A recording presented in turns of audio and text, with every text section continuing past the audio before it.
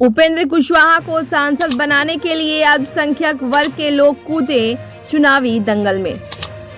उपेंद्र कुशवाहा के साथ अल्पसंख्यकों ने भी कमर कसते हुए उन्हें सांसद बनाने की पुरजोर कोशिश कर रखा है। श्री कुशवाहा को सांसद बनाने के उद्देश्य से अल्पसंख्यक के लोग कमर कसते हुए पूरे क्षेत्र का दौरा कर यह निवेदन कर रहे हैं कि इस बार उपेंद्र कुशवाहा को भारी मतों से वोट देकर सांसद बनाएं, ताकि देश के मजबूत प्रधानमंत्री नरेंद्र मोदी को तीसरी बार मजबूती के साथ प्रधानमंत्री की कुर्सी पर बैठाया जा सके। आरएलएम अल्पसंख्यक युवा प्रकोष्ठ के राष्ट्रीय अध्यक्ष एसएन जाफरी, राष्ट्रीय महासचिव सह प्रवक्ता फजल इमाम मालिक, रजी अहमद खान, जुल्फिकार खान, परवेज आलम के अलावा अन्य अल्पसंख्यकों के लोगों ने कहा कि उपेंद्र कुशवाहा एक सेकुलर सोच के लीडर हैं। ये हमेशा हर वर्ग के लोगों की वकालत करते हुए माइनॉरिटी के पक्ष में काम करते हैं। इस बार काराकाट लोकसभा क्षेत्र से इन्हें सांसद बनाकर पार्लियामेंट भेजना है, ताकि हर वर्ग के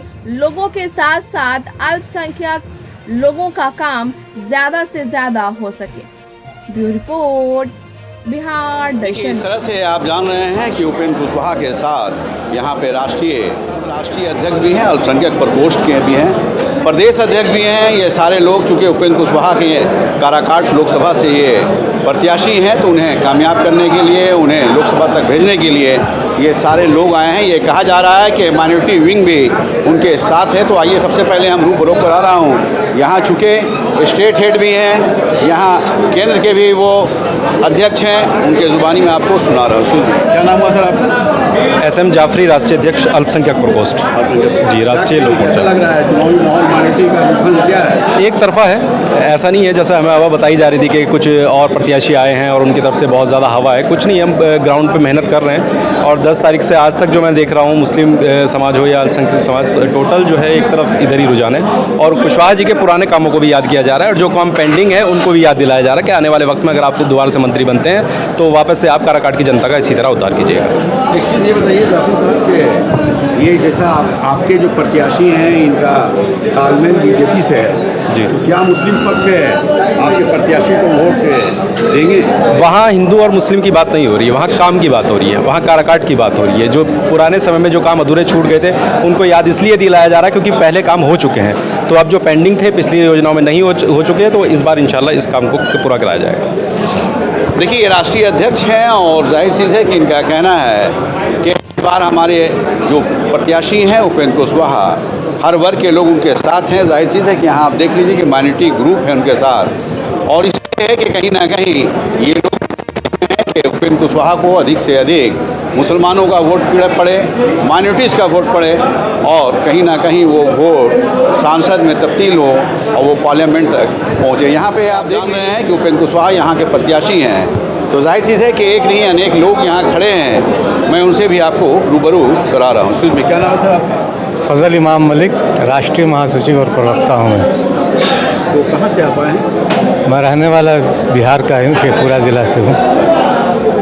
कैसा लग रहा है चुनावी माहौल, कैसा लग रहा है? नहीं, बेहतर है, अच्छा माहौल है, क्योंकि उपेंद्र कुशवाहा जी सर्वमान नेता हैं, सिर्फ किसी एक समाज के नहीं है, पूरे समाज के नेता हैं, इसलिए बेहतर माहौल लग रहा है। क्या चुनाव जीत रहे हैं? इंशाल्लाह ज़रूर जीतेंगे चुनाव। चूँकि देखिए, लड़ाई की जहाँ तक बात है तो लड़ाई जितने भी उम्मीदवार हैं सबसे है, किसी खास व्यक्ति से नहीं है, लेकिन लड़ाई सबसे हमारी है। 2-3 चीज़ें हैं जो कहना बहुत ज़रूरी है, ख़ास के जब आपने माइनॉरिटीज़ की बात की, मुसलमानों की बात की, तो मुसलमानों को अब तक पिछले 30-32 साल से इस प्रदेश में भाजपा और दंगों का डर दिखाकर वोट वसूला जा रहा है।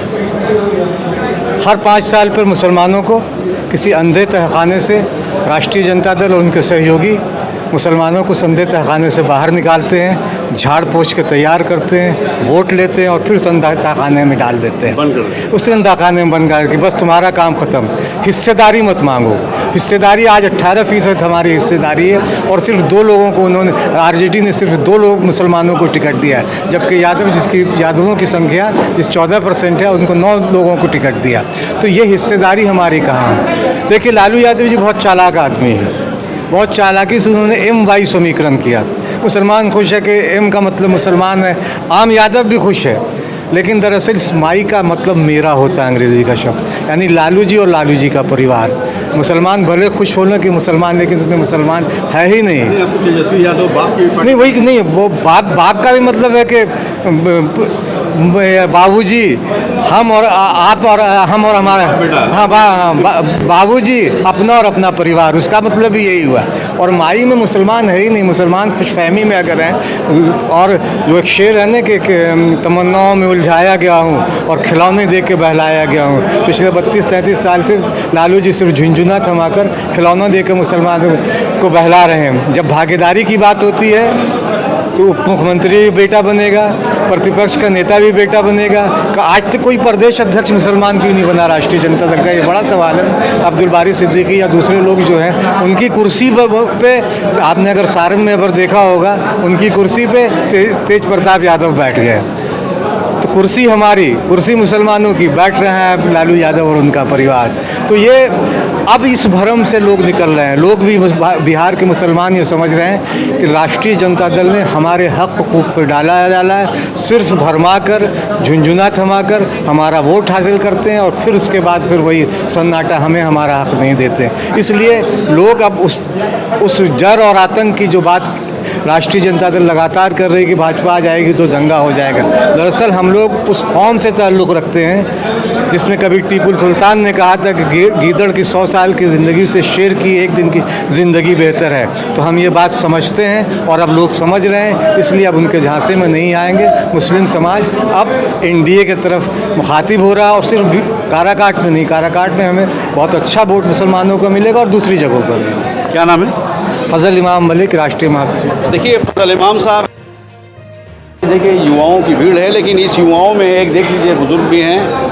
जाहिर चीज़ है कि उपेंद्र कुशवाहा के साथ जैसा बताया जा रहा है कि सभी लोग उनके साथ हैं, तो कहीं ना कहीं ये कहा जा सकता है कि अगर युवा विंग के लोग हैं, जाहिर चीज़ है कि इनका क्या कहना है, इनके ज़ुबानी मैं आपको सुना रहा हूँ। क्या नाम है? मेरा नाम जुल्फ़िकार खान है।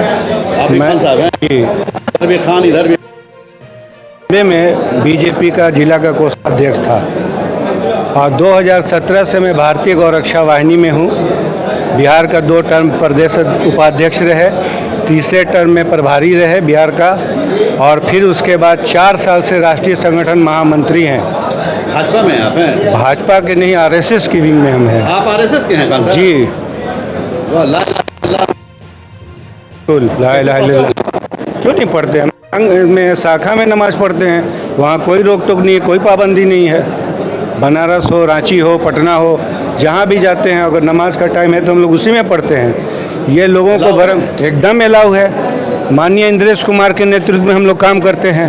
मेरे राष्ट्रीय अध्यक्ष राकेश सिंह परियार है। कहीं भी हम लोग जाते हैं, किसी भी शाखा में जाते हैं, अगर मस्जिद दूर है या हमें पता नहीं होता है तो हम लोग शाखा ही में पढ़ते हैं। एक सवाल है कि ये लोग उसी शाखा से जुड़े हुए हैं क्या? नहीं, शाखा से नहीं जुड़े हुए हैं। एनडीए के प्रत्याशी हैं। एनडीए के प्रत्याशी कितने लोग? बहुत लोग हैं। इस शहर में हमारा कम से कम 3 से 4 हज़ार लोग हैं। आप कहाँ से हैं? हम डेहरी से हैं और पूरे इंडिया में मेरा टीम काम करता है और भाजपा के लिए काम करता है। क्या नाम है? मेरा नाम जुल्फ़िकार खान है। देखिए जुल्फ़िकार खान साहब हैं और जाहिर चीज़ है कि जुल्फ़िकार खान जैसा बता रहे हैं कि ये आरएसएस विंग से जुड़े हुए हैं। एक नई पहल है, डेहरी ओन्स उनके निवासी हैं। जाहिर चीज़ है कि ये क्यों आरएसएस की ओर गए हैं, क्या चाह कर गए हैं, क्या समझ कर गए हैं, ये मैं इनके ज़ुबानी सुना रहा हूँ। तो एक चीज़ बताइए जी कि आप उस विंग में कैसे चले गए? भाजपा में थे 92 से, फिर किसी पार्टी में हम गए नहीं। और उसमें आपकी हाँ, आडवाणी जी के समय में भागलपुर से जब डेहरी में प्रोग्राम हुआ था 1992 में चित्रगुप्त मैदान में, आडवाणी जी के साथ, तो हाँ उन्हीं के विंग में, उन्हीं के साथ में थे। काशीनाथ कैसे स्वर्गीय हमारे हैं, वो हमारे जिला अध्यक्ष थे, उनके नेतृत्व में हम लोग काम करते थे। और उसी चीज़ को देख करके आरएसएस विंग में मुझे लिया गया। मैं राम मंदिर प्रकोष्ठ में भी काम किया हूँ, जय भारत मंच में भी काम किया हूँ, मुस्लिम राष्ट्रीय मंच में काम किया हूँ, मदरसा बोर्ड में मैंने काम किया है। तो आप मुस्लिम होके मंदिर भी बनवाए हैं? बिल्कुल। मस्जिद बनवाए हैं कि नहीं? बहुत सारे मस्जिद भी बने हैं, बहुत सारे मस्जिद भी बने हैं। ऐसा जुल्फ़िकार खान? जी, जुल्फ़िकार। देखिए जुल्फ़िकार खान साहब हैं और खान साहब की सोच, खान साहब की सोच क्या है वो आप देखिए। अगर युवा विंग उनके साथ है तो ओल्ड एज भी उनके साथ हैं। जाहिर चीज़ है कि इनके ज़ुबानी मैं आपको सुना रहा हूँ कि क्या कहना है। क्या नाम है सर आपका? रफ़ी अहमद खान। तो खान साहब आप कहाँ से आए हैं? गया से आया हूँ मैं। आप गया से आ गए हैं? जहाँ गया से बगल में, गया का कुछ पार्ट भी पड़ता है काराकाट का। अच्छा अच्छा, कैसा लग रहा है यार? बहुत अच्छा लग रहा है। क्या कहना चाहेंगे? सवाल है, देखिए साहब, मुस्लिम समाज, अल्पसंख्यक समाज, किसी का बंधुआ मजदूर इस इलेक्शन में नहीं है, ये क्लियर है, आप जान रहे हैं। यहाँ जहाँ तक काराकाट का सवाल है, फिल्मी दुनिया में मुस्लिम मतदाता नहीं जाएगा, और जो हमारे अपोजिट हैं वहाँ तक जाने का सवाल ही नहीं पैदा होता है। क्यों जाने का सवाल ही नहीं पैदा होता है? इसलिए हमारे जो उम्मीदवार हैं पढ़े लिखे समझदार, उन्होंने 5 साल पूरा भरोसा हमको है कि अल्पसंख्यक का वोट श्री उपेंद्र कुशवाहा जी को सिलेंडर छाप में पड़ेगा। देखिए ये खान साहब हैं और इनकी मोहब्बत, इनका लगन, इनका जोश देखिए कि गया से चलकर काराकाट की धरती पे आए हैं, और इसलिए हैं कि इनके नेता यहाँ के प्रत्याशी हैं और अपने प्रत्याशी को कामयाबी के लिए, अपने प्रत्याशी को लोकसभा तक भेजने के लिए ये गया से चलकर काराकाट की सरजमी पे आए हैं। जाहिर चीज़ है कि इनका कहना है कि मुस्लिम वर्ग जो है, जो माइनॉरिटी वर्ग जो है, अल्पसंख्यक क्षेत्र के जो लोग हैं वो काराकाट में उपेंद्र कुशवाहा के साथ हैं। बिहार दर्शन से असलम परवेज।